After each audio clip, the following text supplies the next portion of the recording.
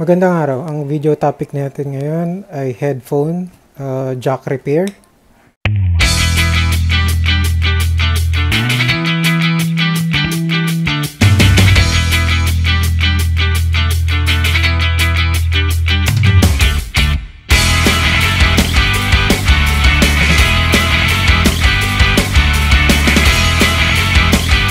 Kasi 'di ba kadalasan maayos pa yung headphone natin, gumagana pa yung ng tama yung dalawang earphone, pero kung minsan ang nasisira kasi talaga is yung jack niya.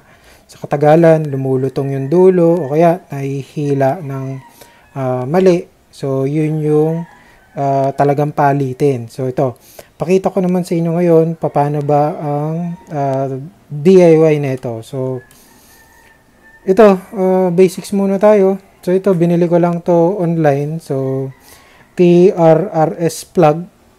So 3.5mm. So yun naman yung standard para sa mga ganitong headphone, lalo na yung mga ginagamit sa ating mga gadgets. So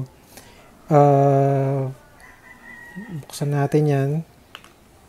Ayan, pag bibili rin kayo, advice ko sa inyo ay yung ganitong bili nyo, yung may 4-pole siya sa loob. So mas maayos at mas madali kapag meron siyang mga soldering joints na kagaya niyan. So madali natin i-tap at i-prepare yung pagdugtong. So tapos pag-usapan din natin itong mga tips niya. Ito yung pinaka nasa dulong tip. Standard nito, ito yung nasa left channel or left earphone. Itong pangalawa, ito naman yung right channel or right earphone. Yung pangatlo, yan yung common. Tapos yung pang-apat, yan yung para sa mic. So tingnan natin paano siya dumugtong ba dito sa mga pole dito sa loob. So ito, pakita ko, kailangan natin ng tester. So ito, tester, kahit yung mumurahin lang. Ito, binili ko lang din online. Yung mumurahin lang din ang pinili ko. Basic na basic lang kailangan natin. Ilagay natin yung tester sa resistivity or yung may ohm symbol. So ito yan. So ngayon, para matest natin ang connection between sa tip papunta doon sa mga pole niyan. So ito, tong block, itapat lang natin dito yan sa una.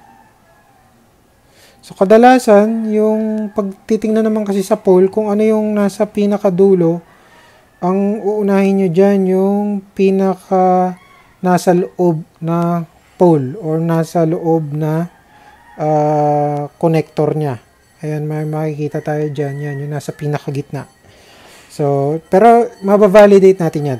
Gamitan natin ng tester. So, dugtong natin yung kabilang dulo. Ito sa first pole na nasa loob.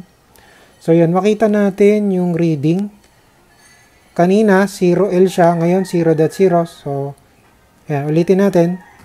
Ayan, makita natin, 0L. Pag dinugtong natin siya ulit sa first pole, makita nyo yung reading 0.0. So, okay yan. So, tandaan natin yan. Ganun lang naman yan. Punta tayo sa pangalawa. Check natin kung tama na itong pangalawang pole, nandun yung connection niya.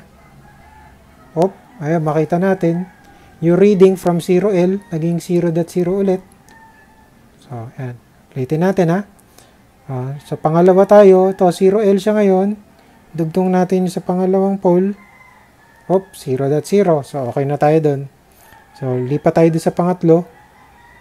Ito doon sa pangatlo. So, ito ngayon, doon sa pangatlong pole naman. 0L tayo. Dugtong natin yan. 0.0. Okay, so confirm. Tama yung connection natin. Dito tayo ngayon sa dulo para sa mic. So, tugtong natin yan dyan. 0L kanina. Pag dinugtong natin itong pula, yung sa pang-apat na pole, 0.0. So, yun. Okay tayo. So, tama ang mga connection natin. So, matitest naman natin na hindi siya short circuit. Try natin doon sa ibang pole. Kaya makikita nyo, hindi naman gagalaw yan. 0L, open lang talaga. Mangyayari. So, ayan.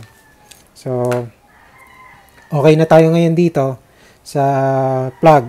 So, ngayon, mag-focus naman tayo dun sa headphone mismo. Kasi, syempre, itong wire, pag binalatan natin yan, may makikita tayong 4 na wire.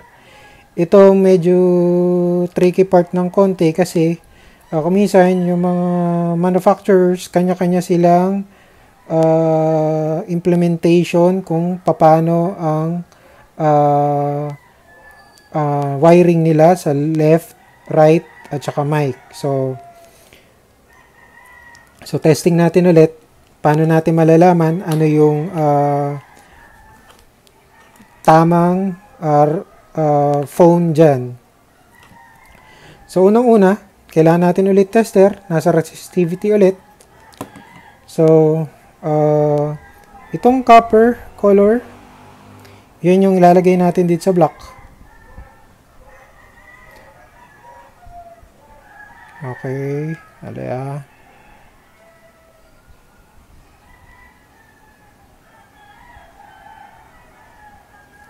Tapos, itong susunod na testing natin, dapat itong headphone, isuot nyo.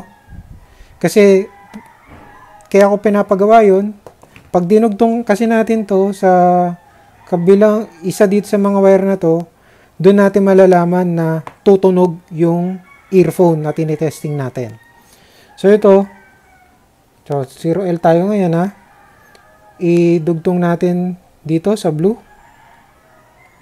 Siguraduhin lang natin na contact ng tama sa wire.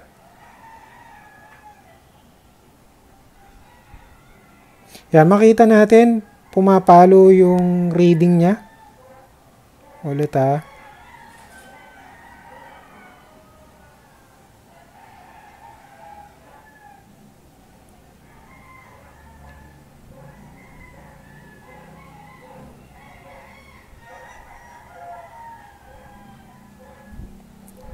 Ayan, may nakikita tayo, pumapalo yung number na yan. So, ngayon, mapapakinggan nyo ngayon sa earphone na tumutunog yung right na ear. So, tumutunog ngayon yan. Habang nagfa-fluctuate. So, ngayon, alam na natin na yung blue wire na to, yun ay yung para sa right. So, okay, iyan na natin yan. Ngayon, subukan naman natin yung natitirang dalawa. Ganun ulit. Tapat lang natin yung block doon sa copper wire. Itong pula, tapat natin doon sa green.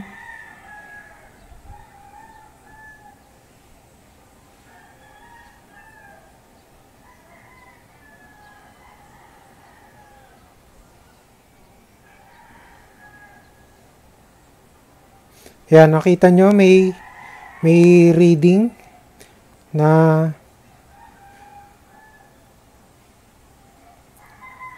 alaya.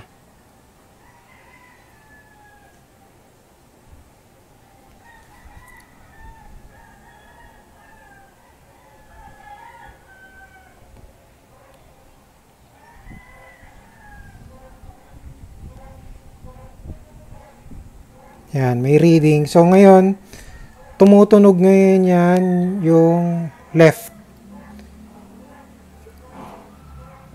earphone niya. So, kanina, 0L. Pag nilagay natin siya doon sa green, ayan, basta may nakikitang reading, pakinggan nyo lang, merong tumutunog na ngayon dyan sa left phone niya.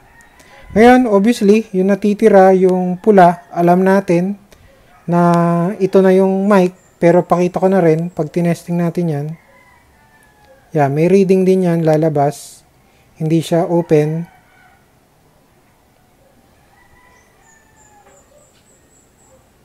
So, yan. So, yan yung mic.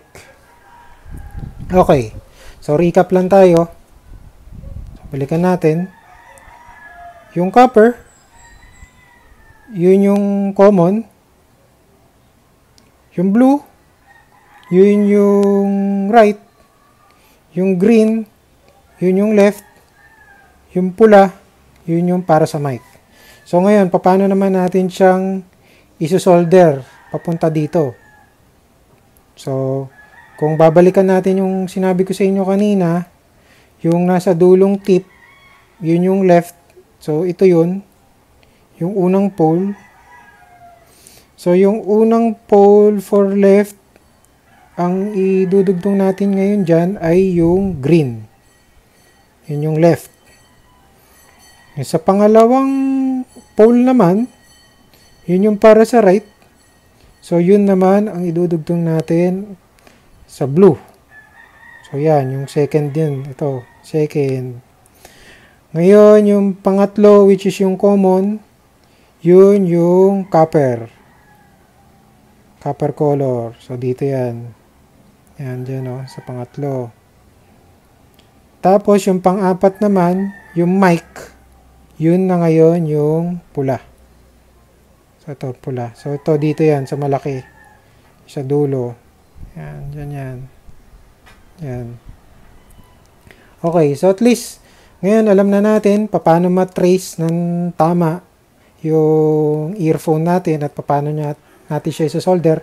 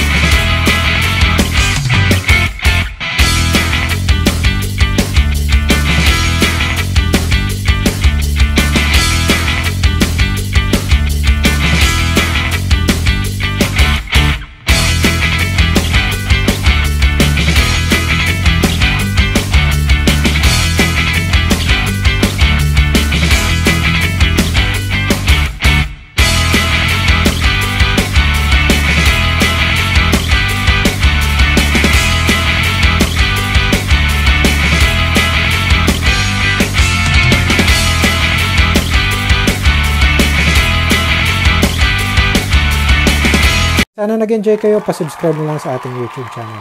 Maraming salamat.